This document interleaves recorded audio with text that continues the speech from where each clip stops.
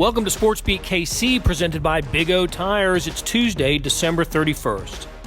On the final day of the 2010s, or whatever we called this decade, star columnists Sam Mellinger and Vahe Gregorian joined me, Blair Kerkhoff, to discuss what I believe was the most common thread throughout the teams that we cover: coaching success and stability. There wasn't much turnover because mostly their teams won. Think about it. Folks like Andy Reid, Ned Yost, Peter Vermes, Bill Self, Bill Snyder, Gary Pinkel, and most were here during the entire decade. 3 of them have retired, and I wonder how long Reid, Vermes, and Self will be with their teams.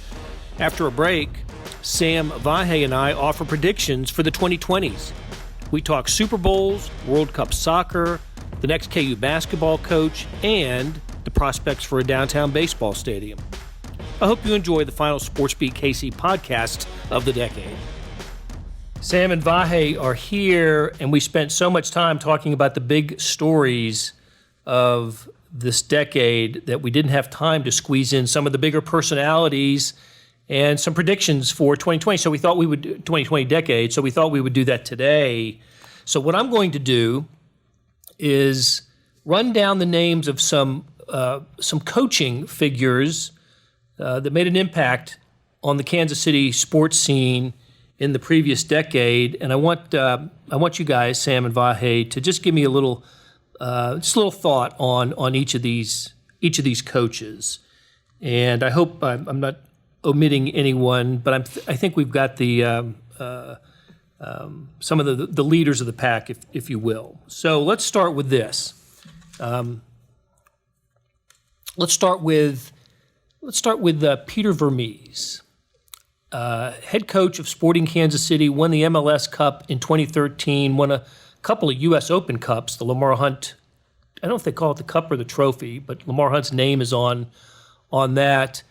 I would say that because he's been the head coach of his team longer than Andy Reid has been the head coach of the Chiefs, the most consistent winner among professional sports teams in Kansas City, and quite an impact on professional soccer in this town. Transformational, I think, and not just with, the Wizards, going from the Wizards in Community America Ballpark. Let's say starting with the Wiz. Oh, the Wiz, yes, and exactly. Then the Wizards. Yeah, players using the porta-john, like at halftime, and there's a pitching mound in the middle of the field, to, just a gorgeous soccer-specific, model for the rest of the league stadium. But, he's done a lot of great work, too, at the youth level. And some of that is self-serving, right? If soccer is a big deal. Heck yeah, it is. In Kansas City. Go develop players, Yeah, you develop players, and also if your kids are really into soccer, if the profile of soccer is lifted, that's good for Sporting Kansas City's business.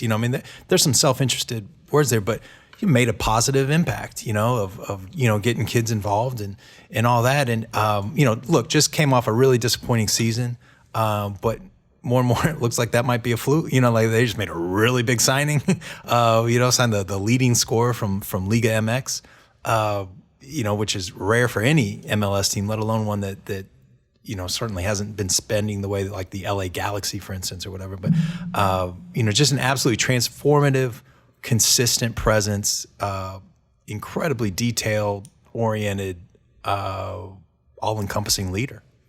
He is Sporting KC as far as I'm concerned. Yeah, it's funny because there's some certainly other recognizable forces with Sporting KC, but is he not really still kind of the face of it in a lot of ways? He is. Yeah, look, I think that Neil Patterson and Cliff Illig and that group deserve some of the credit. They put the money and they took a big risk. That was a big swing to with taxpayer money, right? A lot of it, but they had a vision of what soccer could be, but it's Peter that has executed that. Yeah, and you look at things like the facility, the Pinnacle. Is that what it's called still? Yeah. The Pinnacle, and things like that. It's an international draw. And it could be part of, Peter's only got one role in this, but all of that could be part of something that gives Kansas City a chance to be on the map in an entirely new way with the World Cup. And it starts kind of with the vision that comes from that success that whole group has formed. Yeah. Okay, moving on. The next coach that we're going to talk about is Bill Snyder. Bill Snyder 2 was the last decade, right? Bill Snyder 1 was the 90s and the 2000s, and then Bill Snyder retired after the 05 season, sat out for 3 years, returned in 2009, and kind of picked up where he left off. It was amazing. I mean, I don't know if people forget about this, but I don't hear it talked about as much. The end of Bill Snyder 1 was such that there were a lot of K-State fans that was, good. Time for you to go. Time for us to update. And when he came back, I'll admit, I was skeptical, because I thought he was too old. Yeah, I was part of that, and then for him to, sort of drag. If you just look at the wins and losses under Ron Prince, it doesn't look that bad. But I think we all know that there was some infrastructure problem, and there was just some long-term stability problems that were starting to creep up and were mounting. And for him to come back and not just save it and calm the waters, as he often put it, but to push them within, was it 2 wins of the national championship game in 2012 with, the Colin Klein game. They lost that game. They really got blown out. I was at that game in Baylor, Waco. Right? Yep. But, they were Kansas State was 2 wins away from the national championship game and, put them back to, a consistent bowl presence and stepped away now. And I think most K-State fans would think that was about the right time. And it sure looks, and we don't know, but it sure looks like they got the replacement right this time. I was, like Sam, totally skeptical when he came back and marveled anew that he could do that again. Right about this time a year ago or a little bit earlier, I think we all sort of felt this way, and maybe we all wrote some version of it, but I wrote something about that I thought it was time for him to either step down or be moved out. And the reason really was you could sort of feel things diminishing and just a hiccup in the whole process. But I wanted his legacy to be what it deserved to be, and not further diminished by what seemed to me to be a downward trajectory. Yeah. And so I'm glad he was out after last year, not because I wished him any harm or any ill will, but I just thought need to make the change. And I think in some ways what Chris Kleiman did this year, sort of further reiterates that it was time for the change, because it wasn't like it a whole roster makeover. Right. Quarterback was a place where you saw a huge difference, and the same guy. Yep. All-time lists of greatest college football coaches, if you, whatever it is, whatever number, Mount Rushmore or a top 10 list, probably won't include Bill Snyder. I think any list should include Bill Snyder. Even though he didn't win a national championship and he only won a couple of conference titles, what he accomplished in his tenure at Kansas State, and to do it twice, it's unparalleled. Right. It's unparalleled in college football history. I always remember Gary Barnett. He had quite a rebuild at Northwestern, and he would always say nobody's ever done anything like Bill Snyder did. And that's well said. Yeah. By documented numbers, the worst program in college football history. Right, 1 bowl game and whatever the total wins were at the time. I mean, he just used the term transformational earlier with Peter Vermes. I'd say that it certainly applied to Bill Snyder. Yeah, there's 2 little anecdotes that stick out about him too. And one is he told me this in a story that we did in 2012, and I asked Tim Fitzgerald, our friend at PowerCat, and he said he never heard it before, but that part of why he took the job was he interviewed for it on a snowy day in December of 19, would it be 89 or 88, whatever, 88. 89 was his first season, right? And part of the reason he took the job is he just started walking around campus and just asking random people about K-State and about the campus. And he said they were all nice and they were all like generous, and he could feel like a certain spirit. And that's part of why he took the job. And he always talked about that, the people, it's the people. He always said that, the people. Will always remember that, about Bill Snyder. And Jon Wefald would always say he was the 47th choice? Yeah. Oh, and another one. Oh, yeah, so you had another. He said the Futility U, right? The Sports Illustrated story. The college football's worst program. And Bill Snyder said, you can do this story if you promise to come back when we fix it. And they did come back. Yep. Well, I know we're talking about the decade, but Barry Switzer said he was the coach of the 20th century as far as Switzer was concerned. Yeah. Okay, next coach, Gary Pinkel.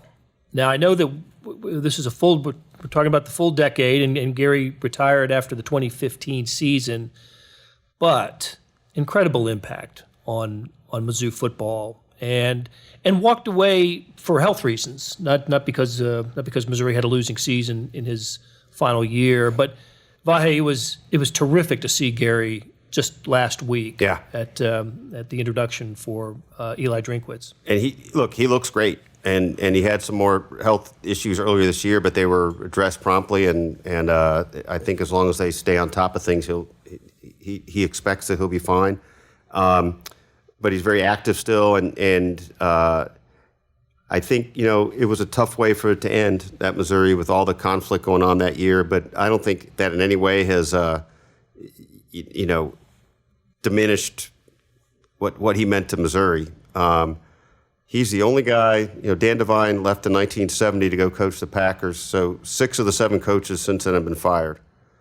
And Gary Pinkel, it was 5 double-digit wins in 8 years, got Missouri to a number 1 ranking. Its only victory over a number 1 program, it was the BCS number 1 Oklahoma. And the big surprise to me in the Pinkel era was in the 2010s. It was the 2 division wins in the SEC after they had a rough start in their first SEC season. After winning 2 in the Big 12 in the previous decade. Yeah. So for Missouri to continue its success, because they were peaking pretty much as a Big 12 program when Missouri left the Big 12 for the SEC. That was a hell of a moment. Just sort of a institutional self-esteem kind of I feel like there was a feeling of we're in the SEC, these circumstances kind of pushed us to this decision, but can we really compete with SEC schools and SEC money? And I feel like when that happened, it's like, hell yeah, it's one thing to hope or think it can happen, but now to see it in real time with your own eyes and playing for SEC titles. I think that changed certainly the trajectory of how we talk about Mizzou going to the SEC. So I think after that it was, I'm sorry, but after that it was hard for, even people that are sort of bitter about how the breakup happened. It becomes much harder to make the case that Mizzou made a mistake after that.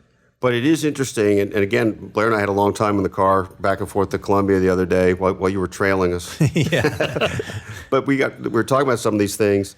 It is interesting that probably the bulk, at least the momentum of that team, the bulk of its recruiting probably was Big 12 based. Yeah. So now it's doing it within the cycle of the SEC context. Yep. It'll just be interesting to see when it takes next, Absolutely. Especially now with another new coach. Yep. All right, let's stay with the colleges. And in terms of championships won, nobody has more than Bill Self. Yeah. Right? With an insurmountable lead. Certain mastery of the craft. 9 out of 10. Yeah. What do you think? His is a little bit more complicated, right?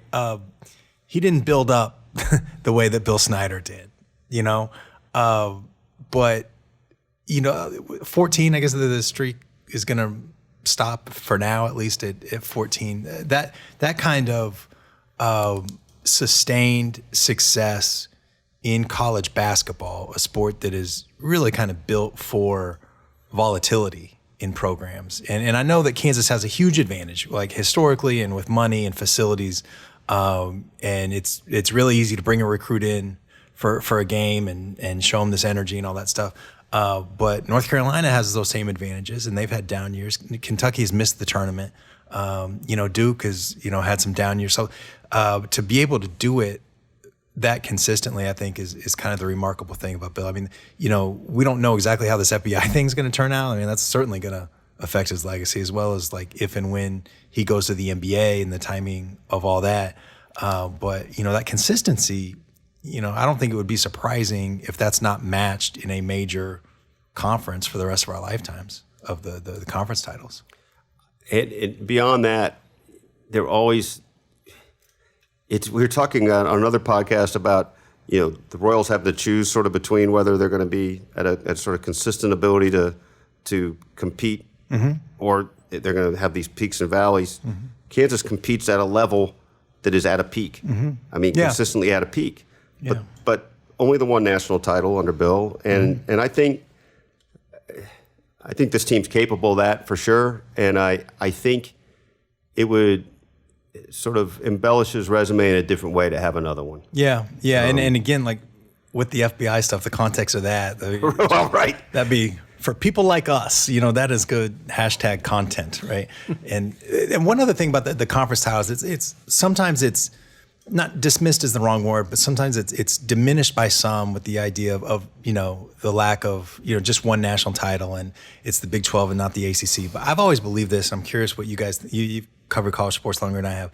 That I don't think that Kansas could have won 14 straight titles in the ACC, but I also don't think that Kentucky, Duke, or North Carolina could have won 14 in the Big 12. I like that. Both of those I like that analogy. I think both are true. I don't know, Blair, if you agree, but I agree. I think especially since the Big 12 became a 10-team league, and you had to play everybody on the road in your conference. When that 14-year streak started with the division play, so there were some years where Kansas, didn't play South teams twice. And the Kevin Durant Texas team, for instance, and only had to see them once. Some of Kelvin Sampson's great Oklahoma teams, Kansas only got to play them, see them once during the regular season. So that in the early years that made it easy. I think the impressive part of the Kansas streak is what happened after it became a 10-team league. Only had to see Kevin Durant for a half too, right?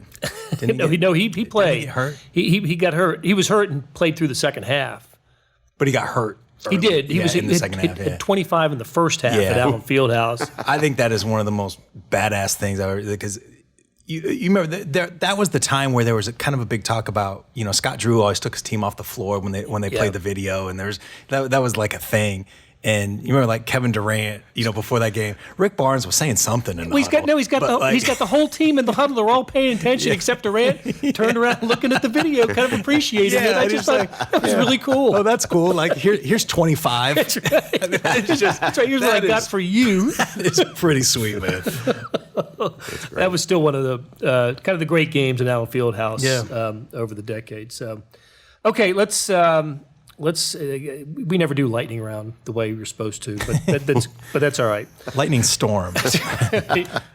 All right. The next two coaches and the final two, we're on a first name basis with them, aren't we? Yeah. Ned.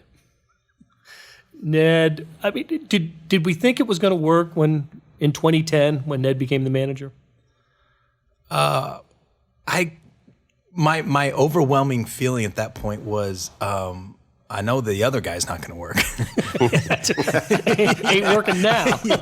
So I remember thinking that it made sense to me, like Ned was a good fit for that job. That he had been part of Atlanta, obviously, and then had been the manager when they built up in Milwaukee. And getting fired in the middle of a pennant race is something that, even with a World Series championship, is probably going to hang on Ned. Yeah.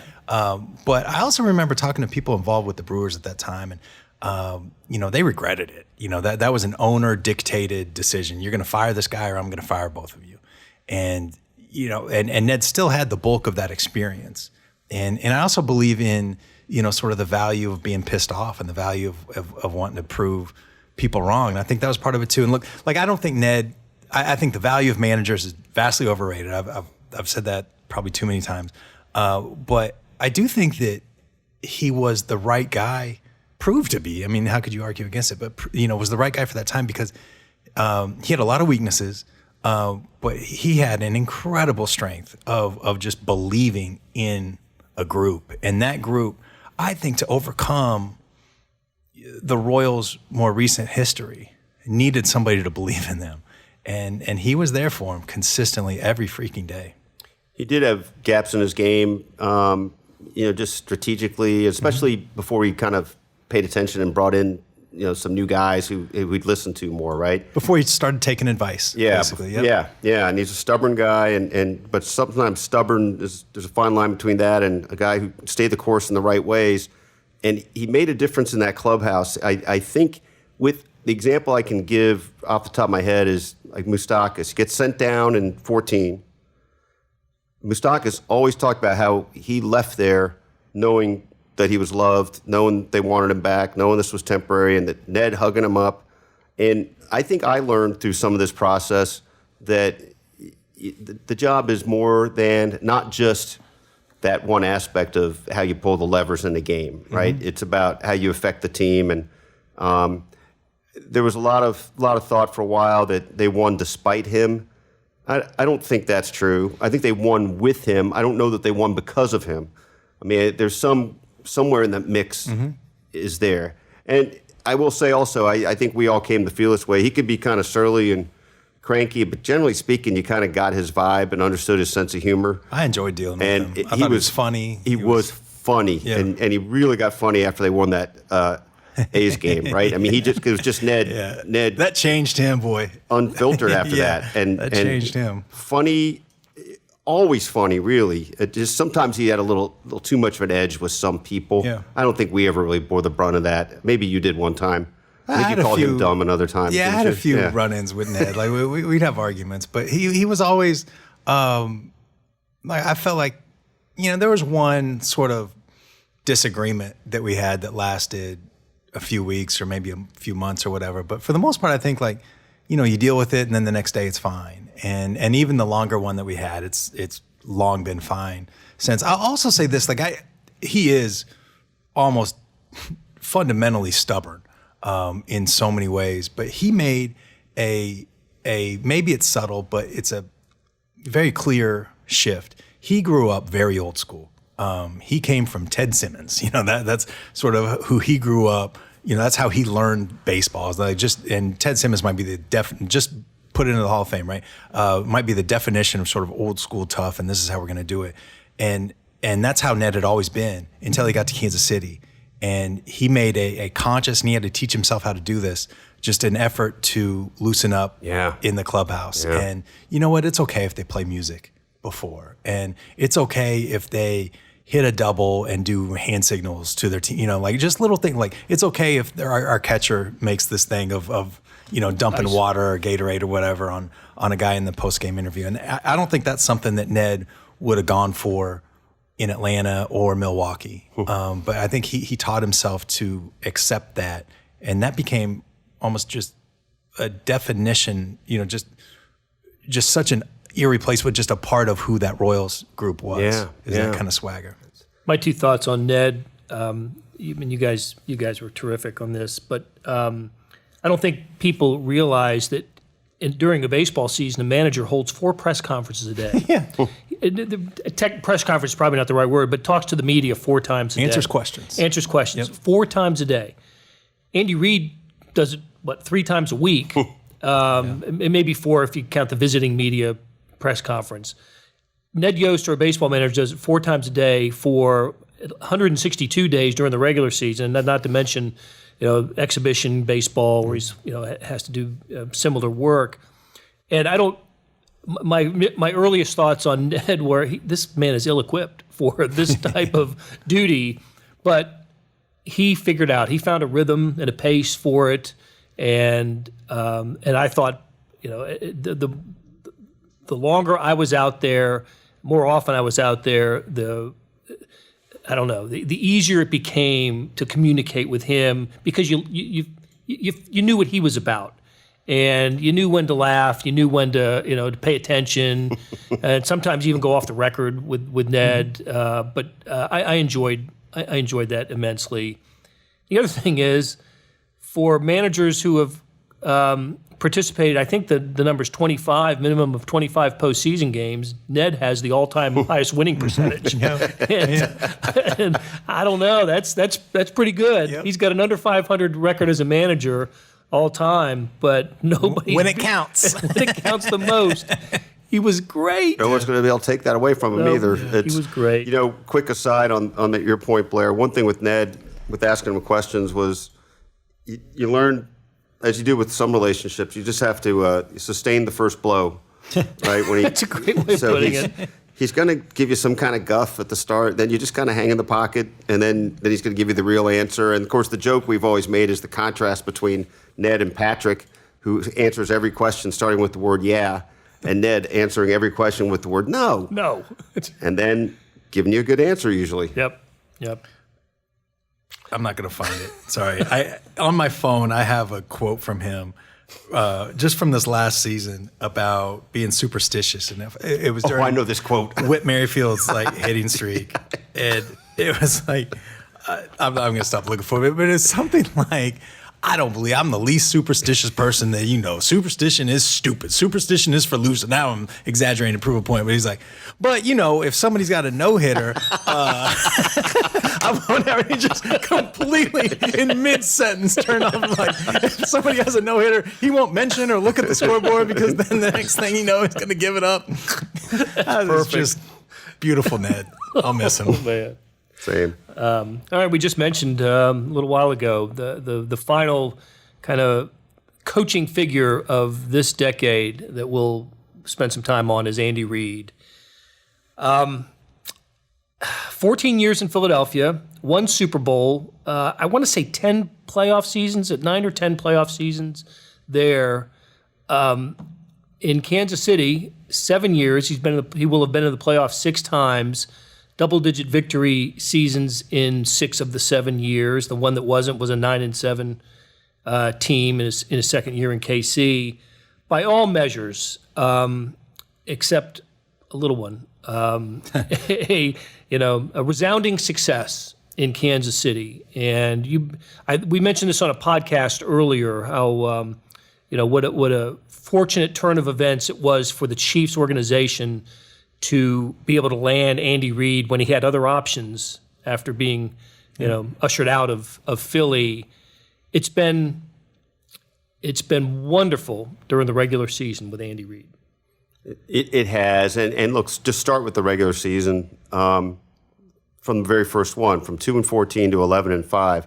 I don't remember offhand. You might remember offhand what the greatest turnarounds regular season-wise in NFL history were, but it's hard to top that. There probably is something else. I think the Dolphins went 1-15 one year and then went 11-5. Yeah, something like that. So Tony Sperano's team. But look, but we know also, and you guys know better than I do because I wasn't here yet, but that wasn't just a 2-14 team. That was a disaster of an organization at that point. I mean, maybe not at the very top, but the very top wasn't doing enough about it at the second to top level.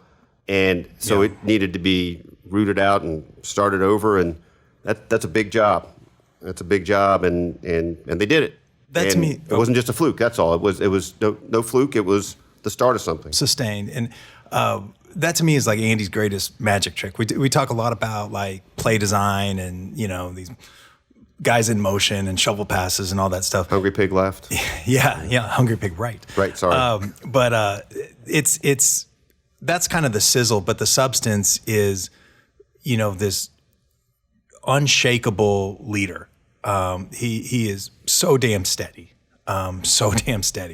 And in 2012, there was just broken relationships everywhere, including, and I'm specifically thinking of between players and the coaches and players and the front office. Like there were players in that locker room that believed they were being purposefully misused so that the team would have an advantage in their contract negotiations. I mean, that's how little trust there was. There was, such incompetence that you had, Todd Haley kind of famously telling, was it Brian Waters? I can get guys off the street and go 2-14 because they had gone 2-14 the year before, Pioli and Haley came in. And it turns out 2-14 got them run out of town. So anyway, I'm saying all that to sort of like repaint the picture of sort of what Andy walked into, and the turnaround was immediate, and it was incredible to see, how little belief and trust they had. And then how much belief and trust they had. And it was really almost right away. And that to me, I'll just never, he can win a Super Bowl or 3 or whatever, but that to me is going to be one of his greatest accomplishments. That team started 9-0. Yeah. 9-0 start. Yeah, and I remember the 9th win was in Buffalo that year.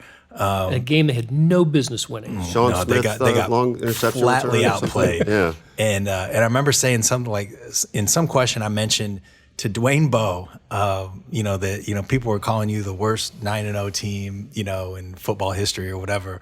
And he was like, as far as I know, we're the only 9-0 team. I was like, that's a pretty good answer. That's a pretty good answer. There's all these things, right? You mentioned a couple of them. I'll add to it Andy Reid after buys. Andy Reid against the AFC West. Mm-hmm. That's just unreal, really. Really, just this 26-3 now. With one to go, right? And it started with a loss. We say 26-3 since 2015, and it started with a loss to the Broncos at Arrowhead. So it feels sustainable too, in a way that the Chiefs.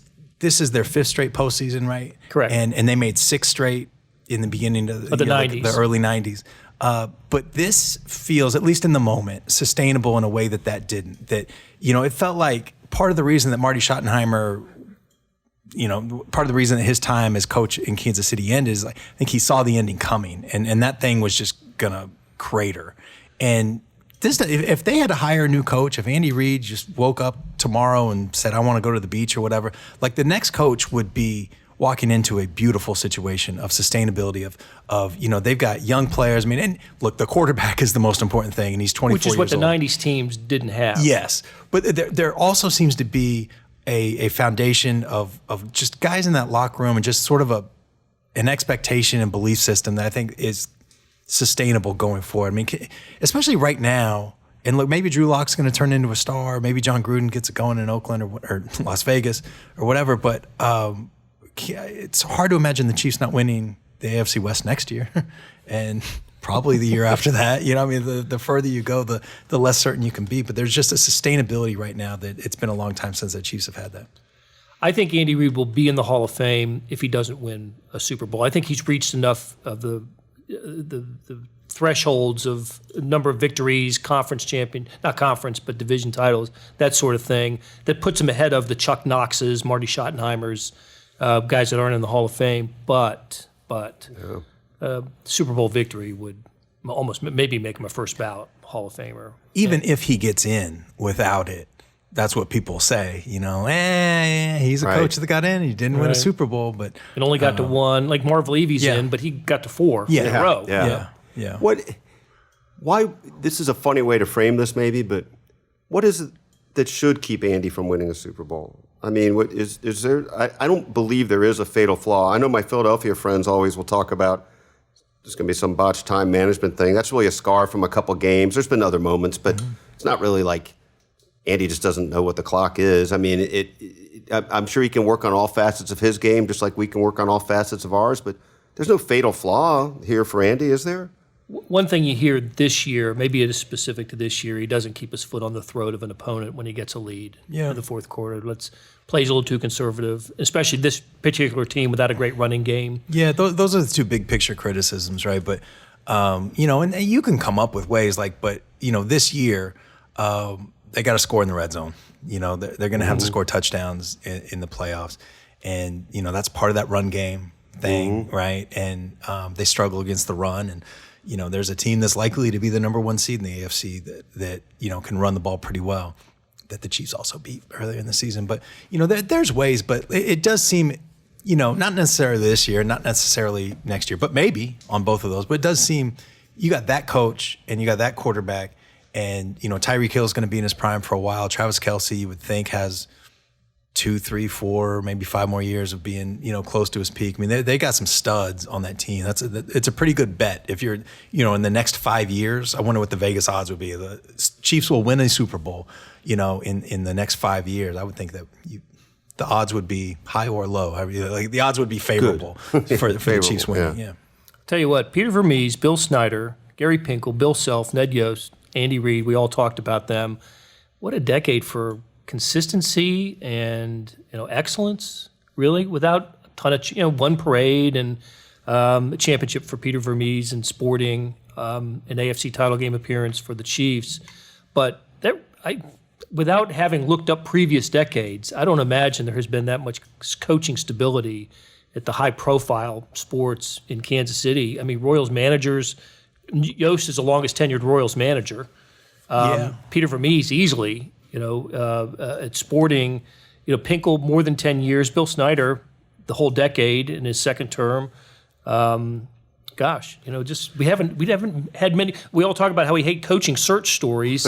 We haven't had many of those. Yeah. One other twist on the real quick is just, if I believe this is right, was it 2014 calendar year was the first time the Royals and Chiefs had ever been. Yeah. Actually, it's 2015, right? Because didn't the Chiefs miss the playoffs Andy's second year? That's right. In the postseason in the same year. First time. I mean, think about that. What that says about this intersection of in our small markedness. Yeah. Just off the top of my head, I feel like there was some consistency in the '90s, right? Certainly Marty and Carl. With Schottenheimer, Snyder, The Royals had a little bit of turnover. Yeah, they had a lot. There was one miss right there. And Sporting basically did not exist. Right. In some tangible ways, but still, I think that there's probably more consistency now than there was even then. All right, guys, good conversation, but we're not finished. We've got some predictions for you as we close out whatever we're calling this decade and welcome the 2020s. We'll be back right after this. If your steering wheel has more traction than your actual tires, that's a big O no. Thankfully, for all your car's big O no's, there's always a big O yes. Now through February 2nd, buy 3, get 1 free on select sets of 4 Aspen Touring AS or Mesa AP2 brand tires with paid installation purchase. Big O Tires, the team you trust. Disposal fees extra and up to 10% shop fee based on non-discounted regular retail price not to exceed $35 where permitted. See store for pricing. Eligibility may vary. Not valid with other offers. At participating locations, no cash value. Hey, it's Blair. Hey, we have a special subscription offer for SportsBeat KC listeners, unlimited digital access to the Kansas City Star's award-winning sports coverage.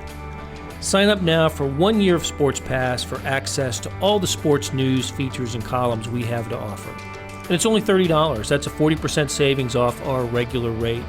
For your convenience, your subscription will automatically renew after the initial term at $50 unless you tell us to cancel. A lot of subscription services won't tell you that. They'll just sneak it on there. We just told you. Your subscription helps support the sports coverage of kansascity.com and the Kansas City Star. Please visit kansascity.com/SportsBeatKC offer to get this special offer. And as always, thanks for listening.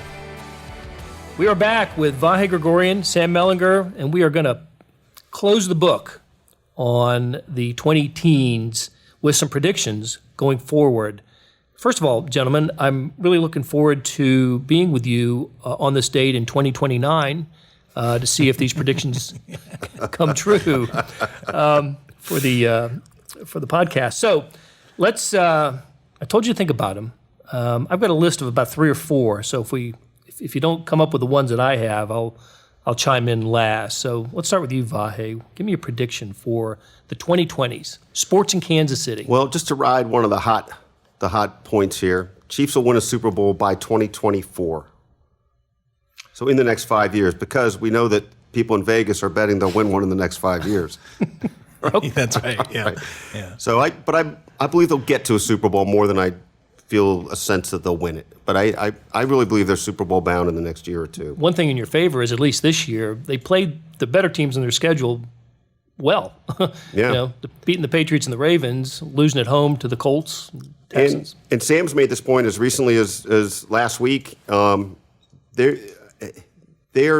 peaking, I think, in the stretch run here. Mm-hmm. I mean, they're the best they've been.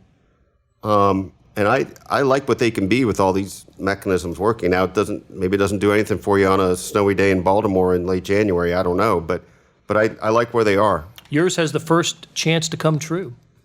If it happens, right. Yes. It'll happen on February 2nd.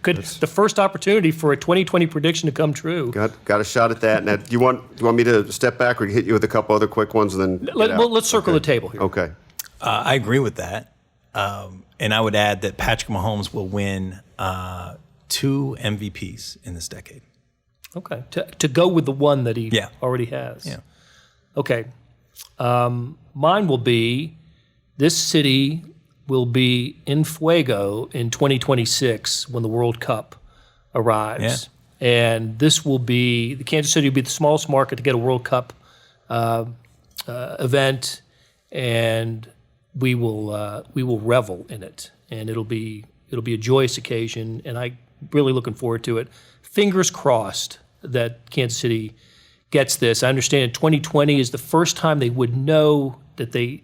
I think that they're a finalist. Kansas City's a finalist, and 2020 is summer. 2020 is supposed to be the year that the North American final cities are announced. Okay, you get another one, Vahe? Well, by 2029, Bill Self will no longer be the coach at Kansas. And what we don't know is whoever's successor is, does he have the ability to keep his foot on the gas? I mean, this era in Kansas basketball, I know it's been a little short on national titles, right? You'd like to see a couple more. But from Roy to Bill Self, I don't know what the just overall win percentage is, but it's got to be the highest in college basketball. Well, if you throw in Larry Brown, so the 5 years of Larry Brown, and Larry, of course, 15 of Roy and 17 of Bill Self, it is. It's that 37. I think that's 37 years. It's the highest winning percentage, higher than Duke or Kentucky or probably actually by a fair amount, because I don't know about a fair amount. Maybe Duke hasn't had too many down years, but Duke has had some lesser years. Only 2 NCAA titles in that. But only 2, right? Yeah. Yep. So I no real prediction other than it won't be Bill by 2029. That's a little bit in the safety zone here, right? There's a lot of reasons why it might not be him by then. Yeah. But I'm really interested to see, whatever that day comes, who is next. Also, where Bill goes, unless he just goes to retirement. Can I throw a prediction on a prediction? Heck yeah. I think that'll happen sooner than 2029. Maybe by 2020. There's 2024 or over under for things now. Wow. I just feel like he's wanted to go to the NBA, and I think that he just seems like a guy that's going to want to try that. And I don't know tangibly like anything, but he just seems like he would want to see what he could do, at that level.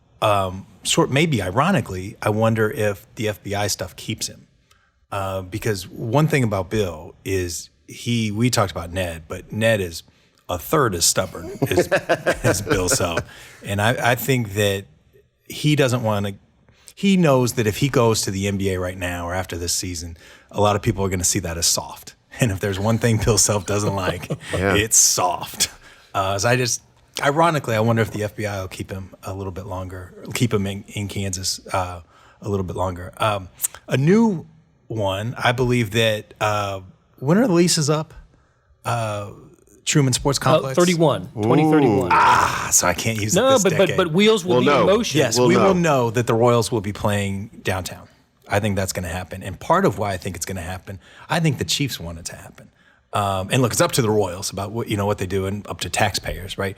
But I think the Chiefs are certainly an influence, and I think that they might see some space if Kauffman Stadium is torn down where they can build a new Arrowhead and perhaps build, some sort of, we just saw it in New England, the Village sort of, a movie theater, grocery St. Louis, store. Cardinals have that too, right? The Ballpark Village. Ballpark Village. Yeah. It's less surrounded, right, because it's all in downtown. Yeah. But this would speak to something Blair has brought up to me since the day I got here. Really, we got talking about the oddity of the lack of development around Truman Sports Complex versus what's out at the Legends, and it's crazy. It is crazy. Yeah. Okay, I got nothing to add to that. Those are some good predictions. I like that. Anybody, you want to take a stab at who the next Kansas coach will be?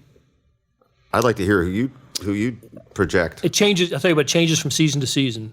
It's been Mark Turgeon before. It's Tad Boyle. It's sort of kind of the hot name now. I also think about Jacques Vaughn as a kind of an outlier one who's been an NBA head coach. Loved the university. So that's my short list. We've seen some of that. I mean, Juwan Howard and Jerry Stackhouse, and we've seen. Yeah, yep. That's interesting. Guys, I really enjoyed this. Thanks so much for hanging out, and we will talk to you again soon. Thanks, Blair. Well, that'll do it for another decade, year, month, week of SportsBeat KC presented by Big O Tires. Links to the stories about the coaches we discussed can be found in the show notes and on kansascity.com. Thanks to Sam Mellinger and Vahe Gregorian for sharing their thoughts today and for being frequent guests on this show. Derek Donovan produced today's episode. Appreciate it, Derek. Oh, and if you're listening on a network that allows you to rate and review, please do that. It helps. Hey, it's New Year's Eve, and be safe if you're out celebrating tonight. And here's to a happy 2020 for everyone.